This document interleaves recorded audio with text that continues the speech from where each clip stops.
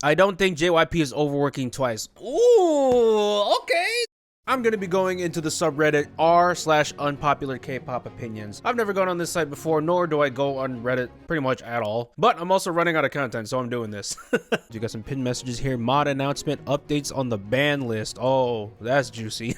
That is juicy. I'm curious to see if the people who were banned gave too unpopular of opinions or people who got too salty looking at the unpopular opinions. We recently hosted a poll about whether or not we should ban posts about K-pop generations. We should ban posts about K-pop generation. What's wrong with making unpopular opinions? You can only make unpopular opinions about certain parts of K-pop? That's dumb. The poll results came out slightly in favor of banning generation posts, but we have decided we will not be banning these kind of posts. Thank you. I gotta look at some K-pop generation posts. This sounds crazy. We have been considering reevaluating our current ban list and potentially removing a couple topics. Oh, so it's not people that are banning, it's topics. Okay. Oh, I originally thought that unpopular opinion was gonna cover all aspects of K-pop. If you're banning certain topics about what people can talk about on this subreddit, that's kind of fishy. I don't know if I like that. We would like to hear your thoughts on removing idols aren't artists and Kachi from the ban list, or they were originally added for similar reasons to why we consider banning generation posts. Why would you ban those two? I'm not saying that those opinions are correct, but if you're gonna put an unpopular opinion subreddit, then realistically wise, you should let everyone talk about any opinion. Because if the opinion is really bad, then the reactions will speak for themselves. I think idol artist conversation should be banned only because it's annoying. I don't agree with that. It doesn't matter if it's annoying or not. It's an unpopular opinion. What? Is an unpopular opinion supposed to be pleasing to everyone? That ruins the point. One big reason why an opinion could be unpopular is because it's annoying. Idols hating Aegyo is much more entertaining than idols doing Aegyo. From my experience, actually, a lot of people don't really like Aegyo that much. And whenever I see K-pop idols doing Aegyo in these TV shows and these interviews, it's normally out of punishment. I don't really see people outside of Twitter going, "Oh my god, Aegyo's so nice. Oh, I love watching Aegyo, yes." So in terms of an unpopular opinion, this is kind of mid. Okay, Blackpink doesn't have black and pink comebacks. What?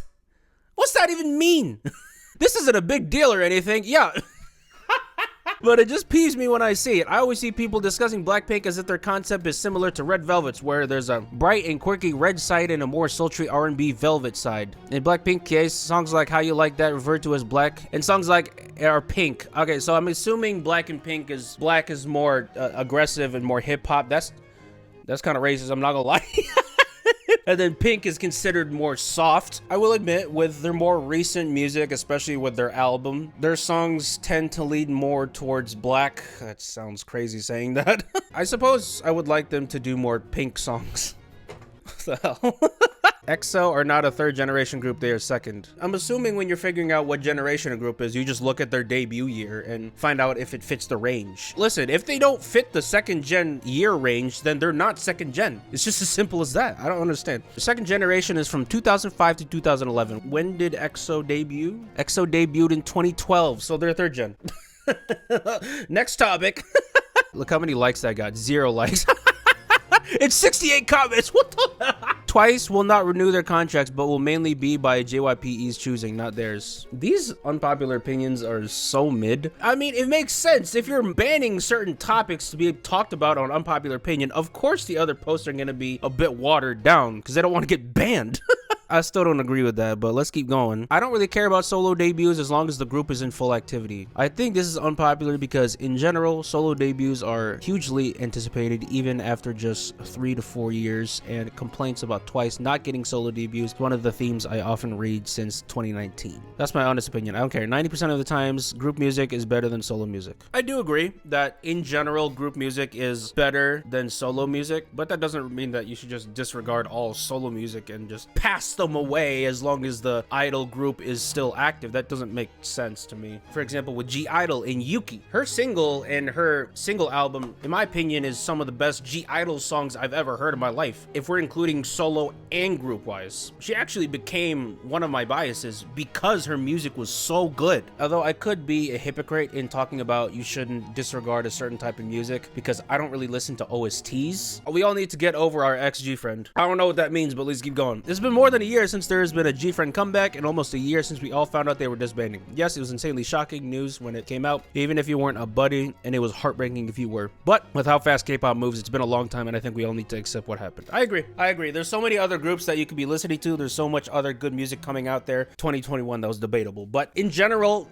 good music is coming out. Then again, I'm not one who really stands a particular group. If even a group like Twice ends up disbanding, I'm not gonna cry tears over it. So Bad is Stacey's only amazing title track. I have a handful of their music in my playlist. Let me check. I have So Bad and I have ASAP. What other comeback songs do they have? Stereotype. I didn't really like Stereotype that much. To me personally, I actually like ASAP more than So Bad. Basically, the title, I like ASAP and Stereotype alright, and I genuinely think they're good songs. In my opinion, So Bad is an absolute bop, and everything about the song is 10 out of 10. I mean, if that's your opinion, that's cool. So Bad is a pretty good song. I actually really appreciate English versions of songs or songs that are originally made in English. I agree with the second one. I like when K-pop idols or when K-pop groups cover English songs. When Max Changmin in his new album covered Put Your Records On, one of my favorite songs of all time, I really appreciated that, and his cover was actually really nice. English versions, that's a bit picky. I only really like English versions if the idols themselves have really good English. For example, NCT's English versions, I really like. Monsta X's English versions, normally I like. This is unpopular because I constantly see people find the lyrics either too cringe, the group is trying to cater to the West, or even the group is becoming less Korean. I'm not too sure about that third reason, but the first two I agree with. Sometimes the English version's lyrics to a song are kind of cringe, and it's better off that they're Korean. A, because more or less they sound better singing it, and B, I don't understand Korean, so it just rolls off my head. I honestly enjoy it. As someone whose first language is English and doesn't know any Korean except for I am, people, love, and hello, I appreciate the lyrics of K-pop songs being in English. I can understand appreciating the intent behind doing an English version because you want to appeal to all audiences, not just Korean. So I can actually agree with this person in appreciating English versions. If your first response to an interaction between male and female idol is they are such cute brother and sister bond that you are no better than the shippers, what's the problem with saying they have a cute brother-sister bond? It's just friendship. That's what the statement's coming off to me as. I believe this is unpopular because I've seen way too many fans normalizing this X and Y idol radiate sibling energy. To me, that just sounds wholesome. I don't really see a problem with that. The main reason why people say this is just because they don't want the people to ship the duo, or they want to show that they aren't shipping them. Let's be clear, as annoying as it is to ship two idols romantically based on few interactions, it's also annoying if you immediately think they radiate sibling energy just because they were MCs together once. I think the main thing here is we gotta look at intent. Are they saying that they have a cute brother-sister bond because they're acting all wholesome and being extremely friendly with each other? Or if, like the person said, they're trying to say there's sibling energy to prevent people from shipping them together? I'm not sure. That's a bit of a contrived reason to not like that phrase. Okay, Blackpink's cover of So Hot by Wonder Girls isn't good. Now we're getting to the juicy stuff. This is what I'm here for. I actually don't know their cover of So Hot. Let me check that out.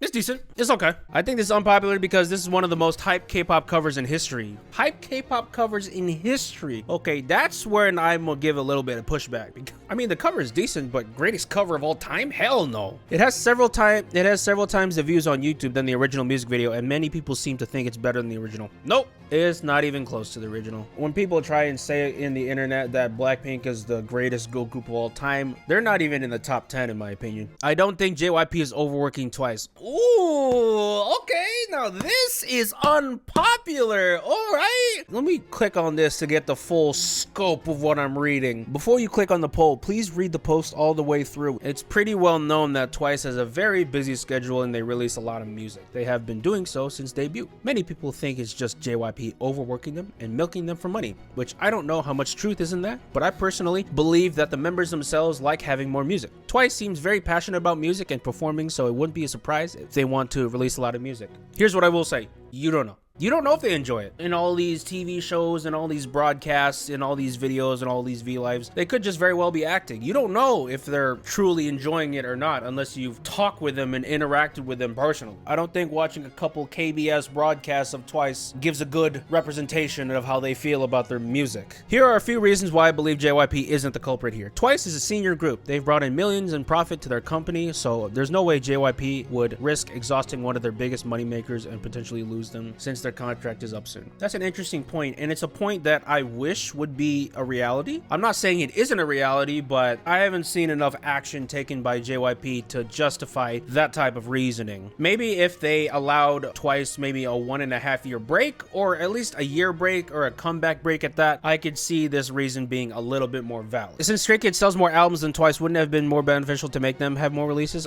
That's an interesting take, actually. I'm not too sure how to answer that. That's actually a very good question. The reason why I think this is unpopular because I've always heard people say that JYP is milking Twice. I've said that, so guilty. Which again, I don't know if that's true or not, but I kind of don't buy it anymore since they're a senior group going into their 7th year now and already have a packed schedule. You would think by now they would have slowed down, but they haven't. I can kind of see the point that's trying to be made here. It just depends on how much freedom Twice has on making their schedules. If they have absolutely no freedom, then that point is moot. But if they do have significant choice on whether they want to come back or not, and they're choosing to do all these schedules and events and promos, then that's on them. I know that overexposure is a real problem and can damage a group's longevity. I'm just stating some thoughts regarding this matter, and I've had for a long time now. I don't have a problem with how much music Twice chooses to release every year. I will support them regardless, as long as they are content with it and getting the break the rest of deserves. I think for the most part, this is a good post. I think it's really well thought out. Nothing toxic about this post. I think this person just wants to open an honest conversation about this topic. To me, this is a big appeal of unpopular K-pop opinions, is being able to open channels of conversation for some topics that you normally wouldn't talk about, which now irks me even more that they're banning certain topics on the subreddit. I get your point, but the reasons you gave more like reasons that justify overworking them rather than points that explain why they're not overworked. No. I think the person is just trying to look at the situation from all angles, not just one angle. Why would a K-pop company overwork their senior top earners? Welcome to K-pop. Exactly. Yeah, because they need the money. That point I will agree is kind of over ambitious. This person might be giving too much benefit of the doubt with these companies. I wouldn't really turn to them in terms of morality, you know what I'm saying? Twice being overworked is a sentiment that started years ago. In 2018, Twice's 7 comebacks, 6 Korean. This is way above the industry average. Some of may be happy with this rate of music break, but we all know that Mina had developed anxiety and had to take a break, and Junghyun has also had mental breaks, so it is affecting some of the girls negatively. Listen, you can do stuff that you like and encounter anxiety and depression. Sometimes that's just the space that you're in. If you expose yourself to cameras 24/7 and your image is pertinent every single second of every single day, of course, even if you love the music you're putting out, that's gonna take a toll on your body. I'm not sure if developing anxiety and needing to take a break is a testament to not loving your work. I think that's just an unfortunate consequence of being in that type of space. For the most part, these posts are actually pretty respectful. I appreciate that. There's not any, "Oh my god, why would you say that Twice isn't being overworked and you hate Twice? Oh, you anti!" If the group is the #1 earner, they will be overworked even more. I agree. But here's the thing. Stray Kids albums sell more than Twice at the moment. Their other point of why don't they just overwork Stray Kids? I'm not saying that's a good thing that they should overwork Stray Kids, but it's a good question to ask. This person didn't read the post entirely. I agree, but there could be another aspect to it. That JYP knows Twice will leave, their contract expires, so he is making as much profit off the time that is left of them. That is crazy. That's crazy, bro, but it's not too far-fetched of a thing. I'm not hating on him. I love his work. I don't.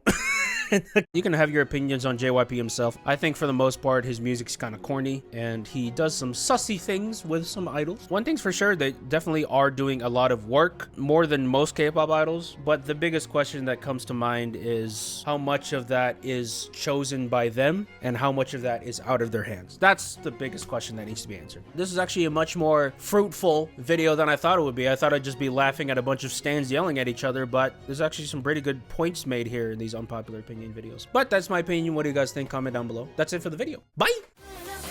Have you ever been there? It's the edge of the meter.